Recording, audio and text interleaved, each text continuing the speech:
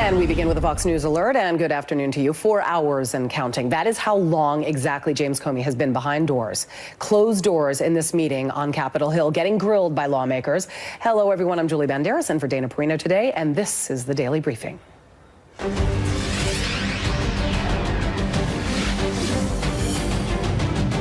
So the fired FBI director sitting down with the House Oversight and Judiciary Committees after initially refusing to do so, saying he'd prefer a public hearing. Well, he didn't get it exactly. Lawmakers focusing on his handling of the Clinton email investigation leading up to the 2016 presidential election. Chief Intelligence Correspondent Catherine Herridge is live in Washington. Boy, to be a fly on the wall. Hey, Catherine. That's right, Julie. For Republicans on these committees, they say it really comes down to two issues. It's about power and accountability for the FBI during the 2016 presidential election. Because remember, we had this extraordinary situation where the FBI was doing a criminal investigation of Hillary Clinton and her email server and the handling of classified information. And when they closed that for the first time, they then opened a counterintelligence investigation on the opposing campaign with Donald Trump. Democrats say this is really about the Republicans trying to tarnish the special counsel investigation and kind of dirty up Mueller and some of the key witnesses in that investigation. But what we know several hours in is that Director Comey is not answering a lot of the questions, and the Republicans say it's at the direction of a government lawyer. Democrats say that it's fair game. Let's listen.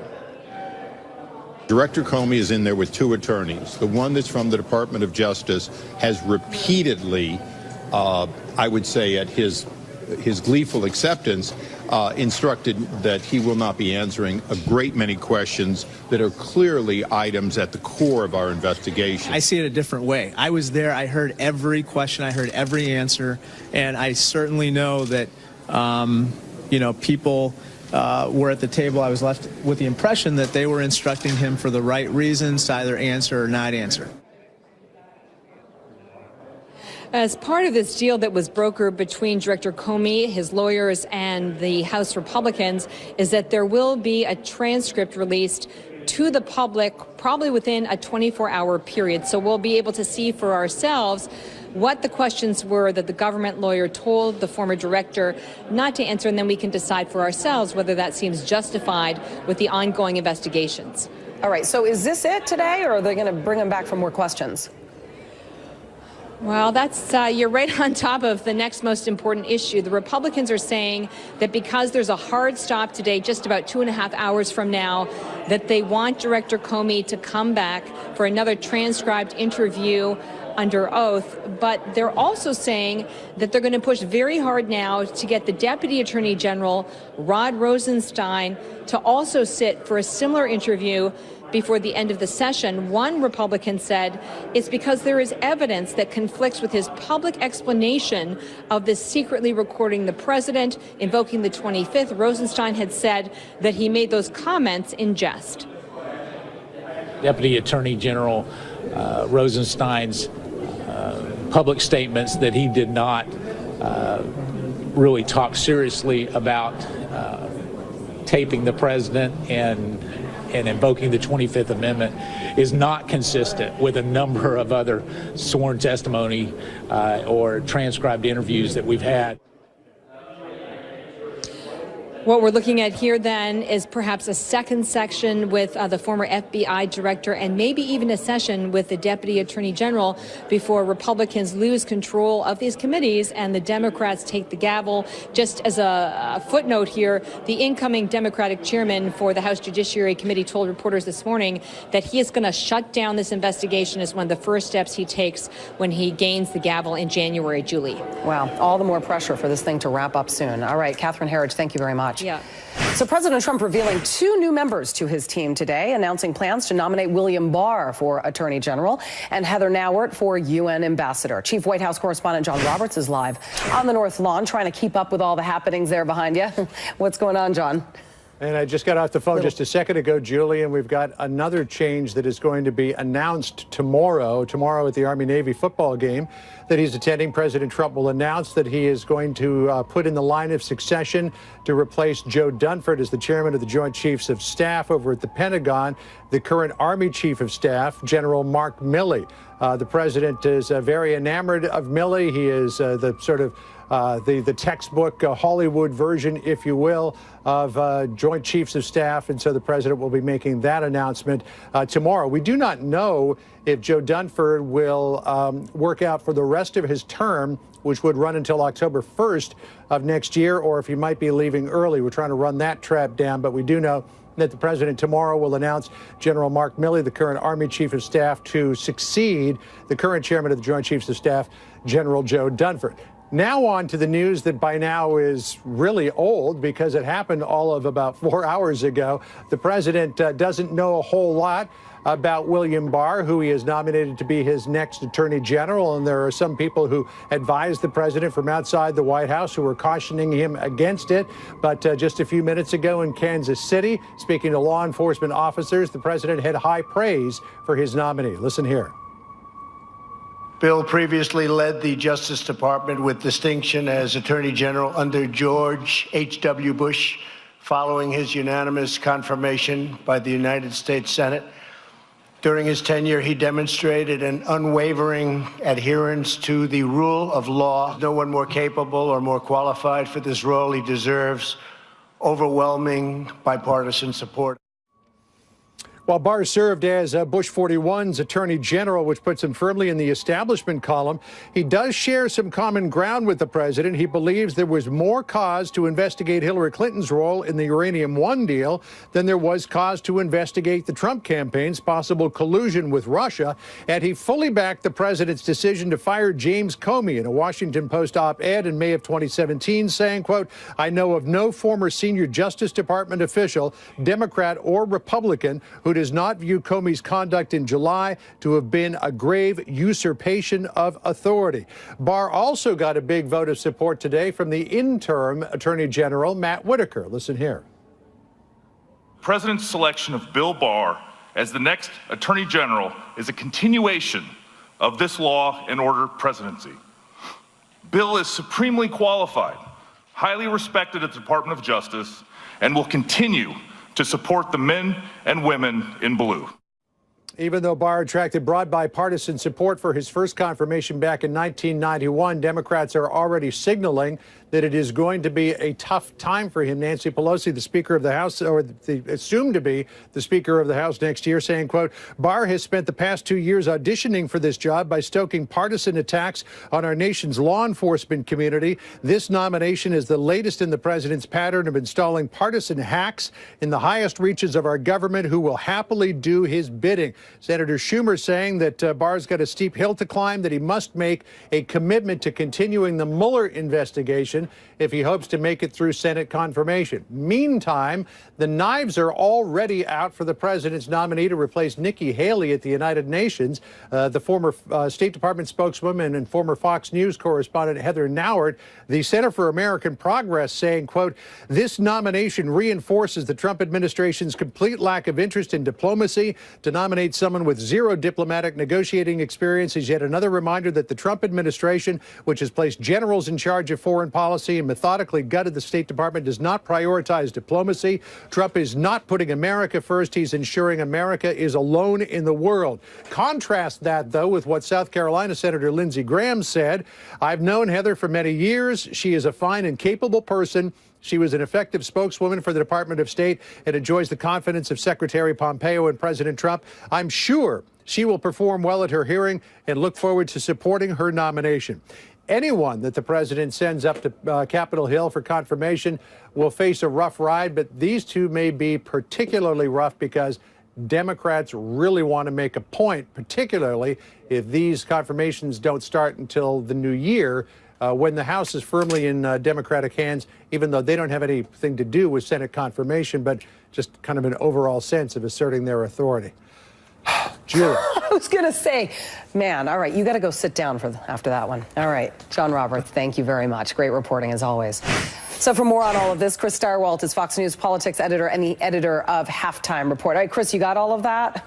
I think so. I was keeping notes. All right. So now 3 changes in the administration. John Roberts just making news here on Fox that we've learned of. Most recently, the new Joint Chiefs of Staff will be General Mark Milley. That is new news. We knew there were rumors of it. He had hinted at it at the football game earlier today. But I first want to get to the president's pick for Attorney General.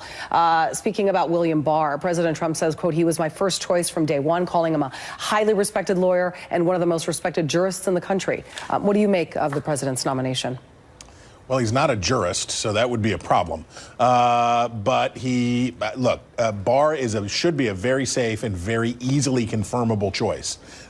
He was widely respected for his time in the Justice Department, leading the Justice Department. And then, of course, he went on to become a mega corporate titan. He helped put together the deal that made Verizon. He became a very, very effective mergers and acquisitions kind of lawyer, dealing with antitrust stuff in the telecommunications world.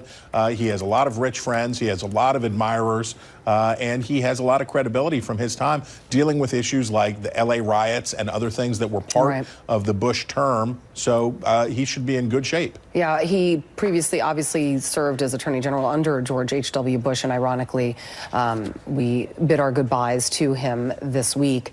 His background could help the Trump administration bigly, as some would say, as it moves into the next. That is your word, right? That's correct, yes. Yeah, okay. See, I remember those things because I love your names. But as it moves into the next 2 highly political years, I mean, the next 2 years are going to be highly political, especially come January when the Democrats are going to be taking control of the House. So how is he going to affect the Trump administration moving forward and potentially the Trump campaign as the president goes to seek for a second term?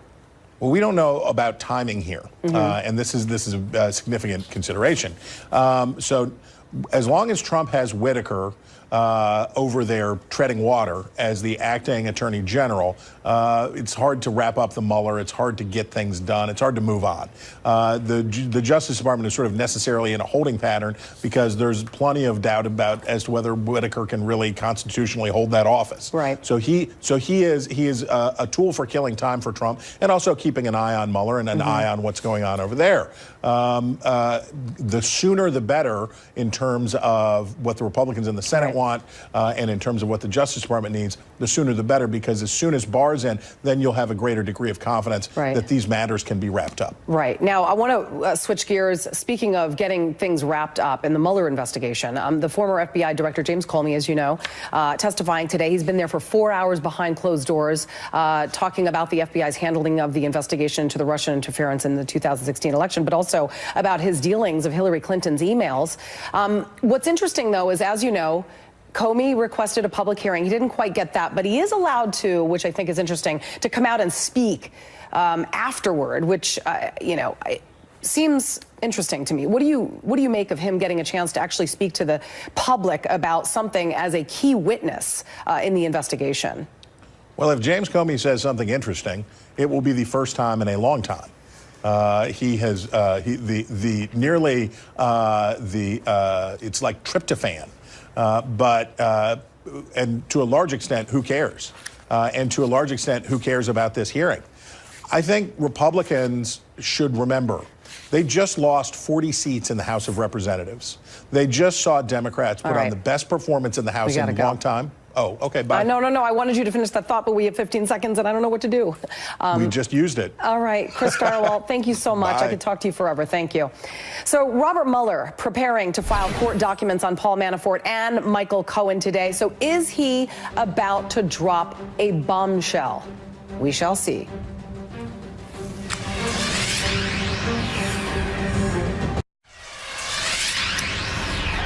Special counsel Robert Mueller is expected to file memos on Paul Manafort and Michael Cohen today, potentially revealing more about the focus of his investigation going forward. Fox News senior judicial analyst Judge Andrew Napolitano writes in an op-ed, quote, I am not of the view that Mueller is on a fishing expedition or is about to go home. First, he has a few dozen defendants whom he has indicted and needs to try. Second, he keeps acquiring new evidence. The third reason is Mueller's declaration to a federal judge that Paul Paul Manafort to FBI agents in defiance of his commitment to be truthful to them made during his guilty plea in federal court in September. Joining me now, Stephen Mulroy, former federal prosecutor. Thank you very much for talking to us. What a day. All right, let's talk first about this Cohen and Manafort thing. I mean, the new investigation, more information coming out expected today. Special counsel Robert Mueller facing a couple deadlines to publish, new documents related to it. First, let's talk about Cohen. What are we going to learn from Mueller's court filings on him? Well, it's not quite clear what they're going to say, but I think what many people are going to be looking for is further evidence that ties directly to Trump himself with respect to either the obstruction of justice or ongoing contacts with Russia during the 2016 campaign at a time in which Trump and other campaign officials were denying that there were such contacts, and then whether you could make any kind of inferential leap from that to actual active cooperation with any Russian agents, which of course was what started the entire investigation to begin with. The court document also expects to offer a detailed account of just how Paul Manafort committed crimes by lying to the FBI, which is likely to be heavily redacted in areas concerning the ongoing probe. What will the court filings reveal about Manafort specifically, do you think? Well, I think what a lot of people are looking for is more information about the extent to which Manafort violated the plea deal that he had with Mueller. Right, We were thinking that the Manafort situation was getting wrapped up, and now it may be opening back up again. Okay, so we're going to find out more. Of course, we've also got a sentencing coming up for Michael Cohen on December 12th, I believe. And he has asked for no prison time in exchange for the fact that he's cooperated with Mueller. And I'm wondering if Mueller's going to grant him that. What do you think? It seems very unlikely. I mean, given what Mueller said recently about Manafort violating the deal, the idea that they would provide the seal of approval of substantial assistance that the prosecutor would give that would help for reduction in sentence seems pretty unlikely. Yeah. All right. I want to move on now to a couple just real quick notes here. William Barr, Attorney General, President making that announcement today.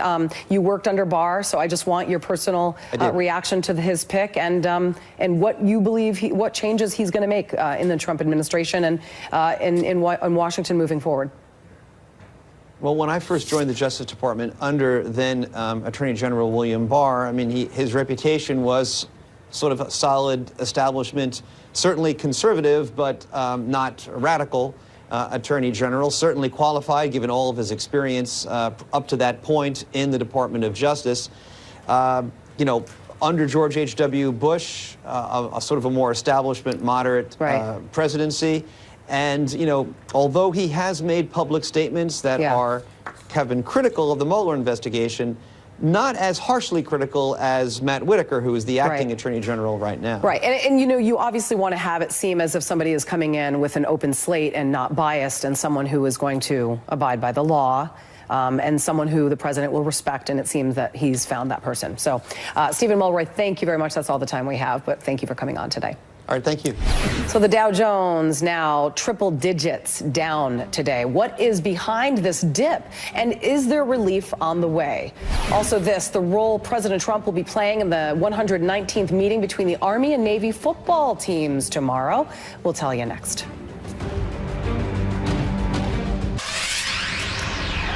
Another dramatic day for the markets. The Dow plunging triple digits amid confusion over the direction of President Trump's trade war with China. This as we learn more about a Chinese tech executive accused of evading U.S. sanctions on Iran. Susan Lee of Fox Business Network joins us now with more. Hey, Susan. Hey, we're talking about Huawei, which is one of the largest telecommunications companies in the world. In fact, it's the largest telecommunications maker in China. They brought in $93 billion in revenue last year. And this is also the third largest global seller of smartphones. So we've been watching the Huawei CFO, daughter of the founder, arrest taking place in Canada as she was changing planes in Vancouver. Now, today, she was in a Vancouver court on that bail hearing. And we're just getting reports out of Vancouver. The chief financial officer, as you see there on your screen, Meng Wanzhou, also the deputy chair of the board of the Chinese tech giant Huawei, is wanted now in the U.S. on allegations of fraud. According to this bail hearing, the reports coming through, the U.S. U.S. counsel said on Friday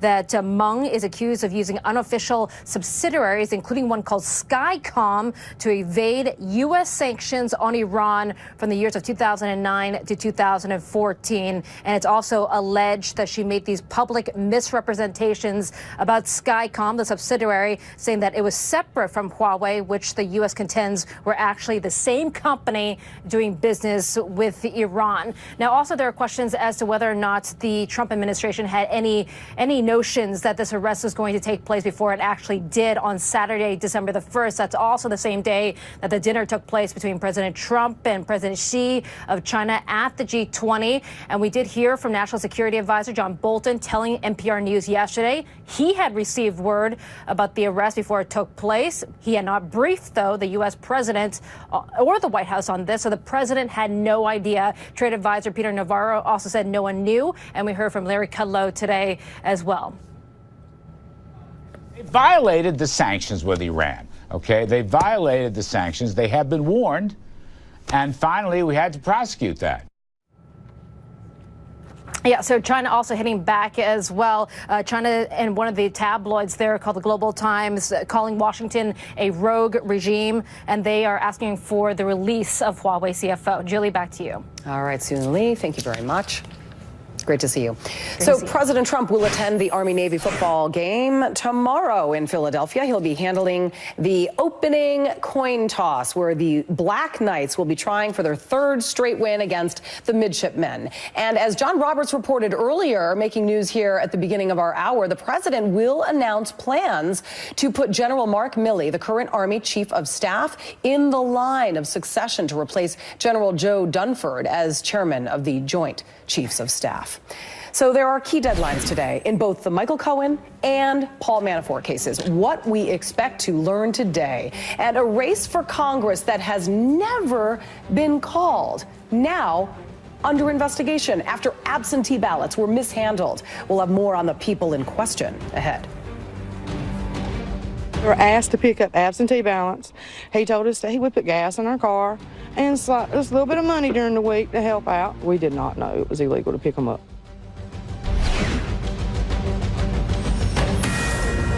Fox News alert, we are awaiting the sentencing memos for both former Trump attorney Michael Cohen and former Trump campaign manager Paul Manafort, both due to be turned in sometime today. David Lee Miller is following the Cohen case for us. Hey, David. Julie. Indeed, the clock is ticking. A little more than 2 hours remain until prosecutors have to hand-deliver sentencing recommendations to a federal judge for the former Trump attorney Michael Cohen. Cohen has pleaded guilty to multiple charges in 2 separate investigations. In a case being prosecuted by special counsel Robert Mueller, Cohen admitted to lying to Congress about plans to build a Trump Tower in Moscow. Cohen told Congress negotiations ended in January of 2016, when in fact they continued until June. Cohen's admission contradicts claims by then-candidate Trump that he had no business interest in Russia. Sentencing guidelines call for 6 months in prison. The most serious case against Cohen, which is being prosecuted in New York's Southern District, includes charges of violating federal campaign finance law.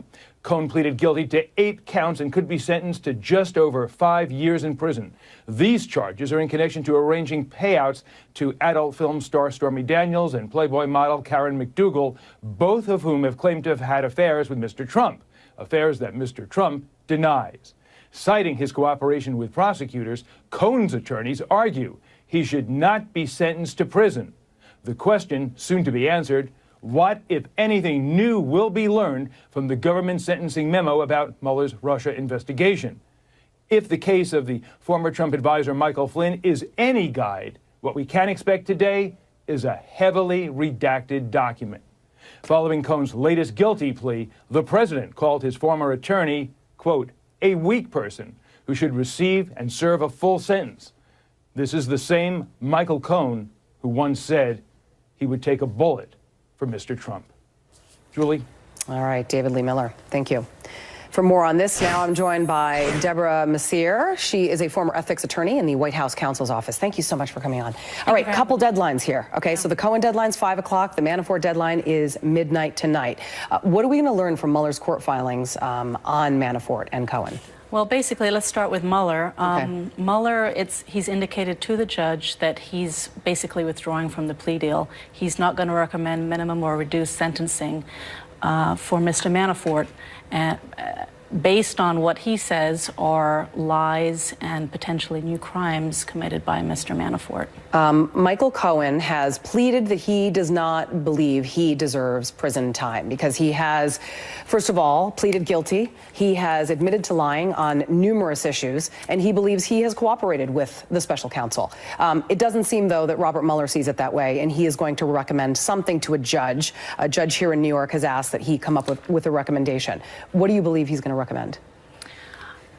I think that Mueller is going to say he didn't cooperate to this extent he should have under the plea deal. I mean, Mr. Manafort was looking at, by my count, about 15 years before this plea deal fell apart. Right. Mr. Manafort could be looking at a new trial on the 10 counts he pled guilty to, potentially new charges based on the claims of new lies. Wow. So the special counsel's team, they're supposed to explain why it accused former Trump campaign chairman Paul Manafort in imploding his plea deal. I mean, we're talking about the fact that he imploded his plea deal by lying to investigators. And when you cop a plea, that is when you tell the truth, because that is how you are going to spare yourself prison time if you are found guilty and you are convicted. Will he be punished further because of that? Well, that's absolutely true, but we got to take a look at and see exactly what kinds of lies Mr. Mueller is alleging. Right. Now, let's take a look, example, for the Papadopoulos case, another individual caught up in this Trump investigation. He's been accused of lying to Mr. Mueller, but based on minimization in terms of minimizing the importance of a meeting. Right. So it's it can range from I didn't have the meeting to the meeting wasn't that important. All right. I want to pull up some sound from Alan Dershowitz. He was on Newsroom talking about the president dangling pardons in the faces of some, and I want your reaction. Go ahead and play that. People complain all the time that President Trump may have dangled pardons in front of people, and that constitutes tampering with witnesses and bribery. Think of what the government does every day, what prosecutors do every day. They literally bribe witnesses by their freedom, sometimes their life, and their money. What do you make of that? I agree with Mr. Dershowitz. The president has complete pardon power under the U.S. Constitution. He can say he's going to pardon someone, and really there's nothing much anyone can do about it. He has that absolute right. All right. Yeah, he certainly does. But, of course, when he has a right, people love to attack the fact that he is just, you know, pushing through his power as the president of the United States, unfortunately. Absolutely. You know, Julie, sometimes we forget in this, in the Mueller investigation, that Mr. Mueller is exercising authority granted to him by the president. Right. He's an agent of the president. So the president is the chief law enforcement officer, effectively. All right. Deborah, thank you very much for coming in. We appreciate you coming in today. So the battle for North Carolina's 9th congressional district is still up in the air. It's been more than a month since the midterms, but officials are holding off on certifying the winner in that race. Jonathan Seri is live in Atlanta to explain this one. So, Jonathan, it's been more than 4 weeks after election night. God, was that really 4 weeks ago? The Democrat is withdrawing his concession 4 weeks later. What's up? Yeah, we thought the midterms were over, right? No, it's still going on, at least in North Carolina. Democrat Dan McCready says that there's enough evidence of voter fraud to call the result of this race, at least the initial result, into question. And he took to social media to rescind his concession. Take a listen. I didn't serve overseas in the Marine Corps just to come back home and watch politicians and career criminals attack our democracy. That's why today, I withdraw my concession to Mark Harris, who's remained completely silent. And I call on Mark Harris to tell us exactly what he knew and when he knew it. The New York Times reports the campaign of Republican Mark Harris has disclosed it owes more than $34,000 in connection with a voter turnout operation in Bladen County, North Carolina, that's been called into question.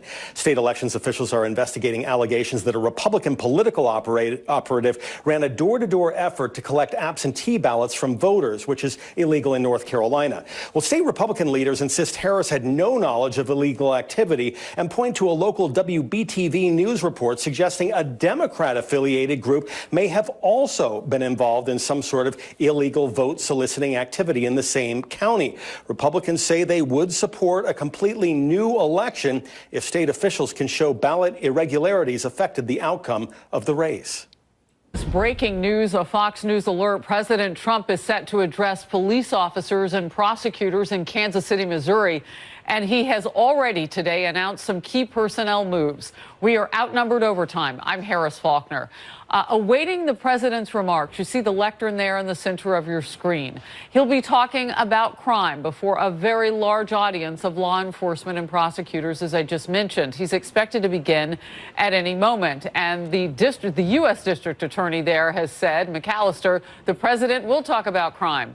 But the president will likely talk about other issues, too, and we will bring you that. One of them could be the president's nomination of William Barr to be Attorney General today, or Heather Nauert to be our U.S. ambassador to the United Nations. Barr served as AG under President George H.W. Bush.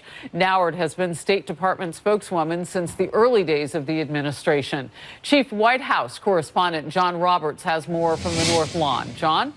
A lot of interesting reaction from both people who support Barr and people who do not support Barr. But one thing is for certain, in choosing Barr to be his nominee for the Attorney General to replace Jeff Sessions on a permanent basis, because Matt Whitaker's right there in there now is on an interim basis. The president chose someone with immense experience, somebody of integrity, somebody who enjoys a tremendous amount of respect, and somebody who got a lot of broad bipartisan support the first time around when he was Bush 41's Attorney General back in 1991 to 1993. Certainly, as he was leaving the White House this morning, President Trump said he's a big fan of William Barr. Listen here. When I went through the process of looking at people, and he was my first choice from day one, respected by Republicans and respected by Democrats. He will be nominated for the United States Attorney General, and hopefully that process will go very quickly, and I think it will go very quickly, and I've seen very good things about him. The big question here, though, is what impact, if any, might all of this have on the Mueller investigation? Some of the president's outside advisors believe that Barr is a wild card who could, quote, be worse than Sessions when it comes to the Mueller investigation. But Barr does hold some of the same points of view as the president does. Last year, he wrote an op-ed in the Washington Post saying that the president made the right call by firing then FBI Director James Comey, saying, quote, I know of no former senior Justice Department official, Democrat or Republican, who does not view Comey's conduct in July to have been a grave usurpation of authority. And here's what William Barr told our Neil Cavuto back in May of 2017. Listen here. The president certainly is entitled to his choice as FBI director. And while I admire Jim Comey a lot, I think he's contributed a lot to the country. He's enormously gifted.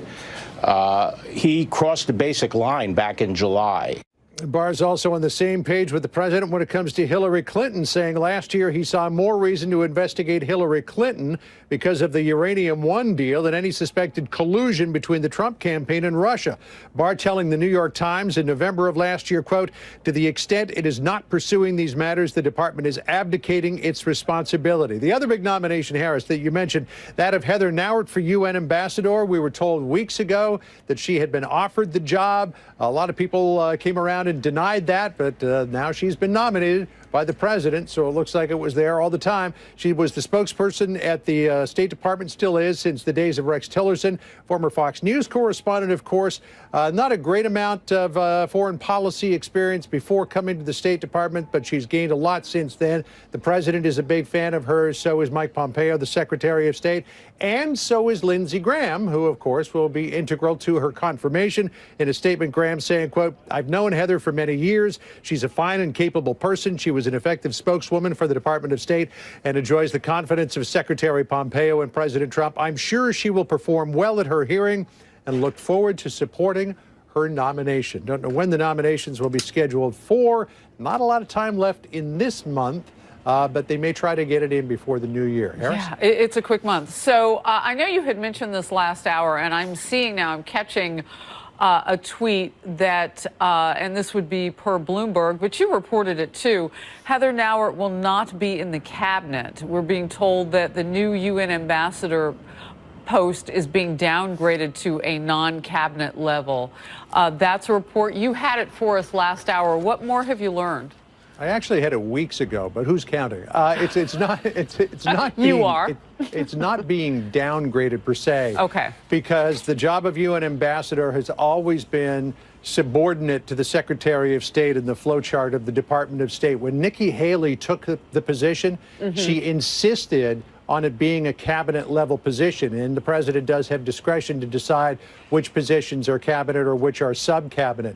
But now they want to return it back to sub-cabinet level so that when you get those big days at the United Nations Security Council, that Mike Pompeo, the Secretary of State, would be there sitting across from Sergei Lavrov of Russia and from the Chinese foreign minister, as opposed to having the UN ambassador do it. It's the way that it's always been done. Okay. Nikki Haley changed it up, so it's not being reduced. I knew it's just you would going know. back to the way that it's always been. I knew you would know. And while And we others knew may weeks ago. report it in that way of a downgrade, you now have cleared it's it all not a up for us. And we have the facts. See, John Roberts, that's why I ask you. We Good to try. see you, my friend. Thank you. You too. For more on the president's big personnel moves, we are joined by Congressman Andy Biggs of the great state of Arizona, who serves on the House Judiciary Committee. Let's start out with William Barr. Served in 91-93 for George H.W. Bush. You've got a tremendous amount of experience and texture to what he can bring to the table. An easy nomination process confirmation, you see? Well, right now, I'd have to say things are still so polarized that that it's going to be tougher than you might think, even though in the past he's been praised and approved by Democrats. I just think anything that touches President Trump elicits some kind of visceral reaction. I'm hopeful that it's quick and it's easy, but I think that there's some meat on that bone. It's going to be a little bit tough. What do you like about William Barr in terms of what he can bring for right now? Yeah, I think the fact that he's been staying in tune with what's happening, number one, but also his experience as Attorney General before, I think, is critical. But then he's also been out in the private sector for a substantial period of time, dealing with real-world problems from that angle. I think that's integral to having the experience necessary to be the Attorney General. And I'm hopeful that he will keep some of the promises that the previous Attorney General made to me. So I'm looking forward to his nomination and confirmation. You know, Congressman, the president has said today that that William Barr was among his first choices anyway. What do you know that the president maybe had looked at? Because he does talk to his confidants when he's going to nominate somebody. We know that from reporting. What do you think he saw in Mr. Barr? Well, I think he saw a world of experience, and I think that's very important to this president at this time, because I think in some ways he's trying to stabilize certain areas. And I'll be honest with you, the DOJ has not been necessarily cooperative with Congress in our oversight functions. And I think he's looking for someone who understands the relationship and has a long-term experience to be able to qualify that relationship and meet the Congress halfway. You know, Barr has criticized aspects of the Russia investigation, and I just want to get your quick thoughts on that, because it had looked like earlier in the week maybe Mueller's investigation was kind of toning down and we were going to see an end. We don't really know, because we don't know what he has. Right. We have no idea really what Mr. Mueller's going to do, and that's part of the problem. I'm not sure. Nobody's seen an unredacted scope letter, so we don't know what Rod Rosenstein gave him authority to do.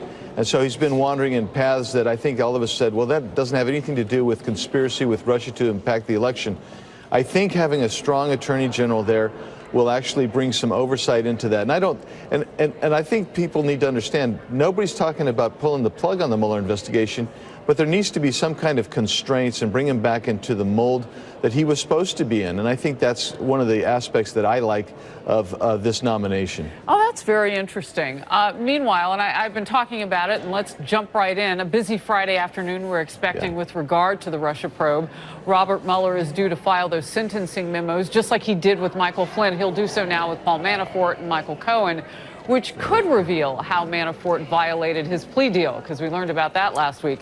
Maybe give more details about how much Michael Cohen cooperated with the special counsel. Mueller released similar documents, as I mentioned, on Michael Flynn. Heavily redacted, though, so we can't get too far over our skis. Congressman, your thoughts? Well, I think we're going to see another page filled with black lines going through it so nobody can read what's underneath it. That was the main thing I got out of the Flynn report, is that what is there? I mean, nobody knows really. And that's part of the thing that's just disappointed all of us so very much, is the amount of redacted information. And in a constitutional republic like we have, I think we want to know that information. I think the American people want to know it, and certainly Congress needs to know it. And I expect that you're going to see a lot of that in the Manafort. I don't know that you'll see as much in the Cohen, but I think you will in the Manafort. Are you looking for those veins that kind of lead back to the heart of the investigation? I mean, we're so far afield in many ways. Do these memos, however redacted, do they help you with that process or not? Well, what they tell me is that like the Flynn case, as I read the unredacted portions and the redacted portions, I said, well, you know, this really doesn't have much to do with the 2016 election and Russian interference in that election. And I think we're going to see the same thing in Manafort and Cohen. And so I'm like you. I'm looking for some tie-in with the original purpose of this special counsel, and I haven't seen it. And I think that's particularly vexing to those of us in Congress who say that Mr. Mueller has far exceeded the scope of what he was supposed to look at. All right, Congressman, we are waiting the president to take the lectern in Kansas